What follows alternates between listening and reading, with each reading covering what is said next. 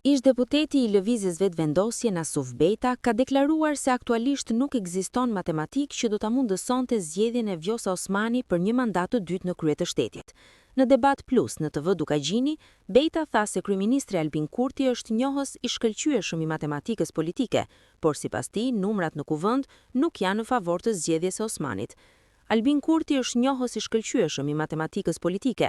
Nuk ka matematik për momentin që e zgjedh Vjosa Osmanin presidente të shtetit. Nuk ka, e ka thënë shumë qartë. 2 është për 1 është pak. Me mungu ose mos me votu. Unë konsideroj që Albin ka llogaritur shumë bukur. Me këtë opozit nuk ka mundësi kursesi të zgjidhet Vjosa presidente, përkundër dëshirës së Albinit. Albini e ka thënë që ka dëshira ta zgjedh, por si ka votat. 100 herë ka thënë Beta. Për zgjedhjen e presidentit kërkohen 80 vota në 2 rundet e para, ndërsa në të tretin mjaftojnë 61 vota, nga gjithsej 120 deputet.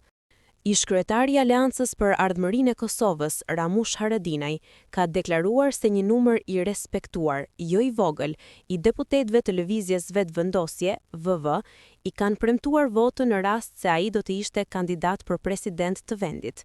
Në një intervistë në emisionin Pressing, Haradinaj tha se këto premtime janë dhënë drejt për drejt, madje edhe në prani të kolegëve të deputetëve.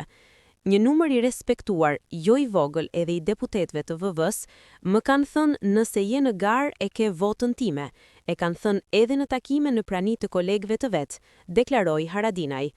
Ai shtoi se deputetët në fjalë janë gjallë dhe munden me u deklaru edhe vet. Haradinaj foli edhe për çështjen e kandidaturës për president, duke thënë se i duket politikisht e habitshme që kryeministri Albin Kurti nuk e ka propozuar Vjosan Osmani për një mandat tjetër.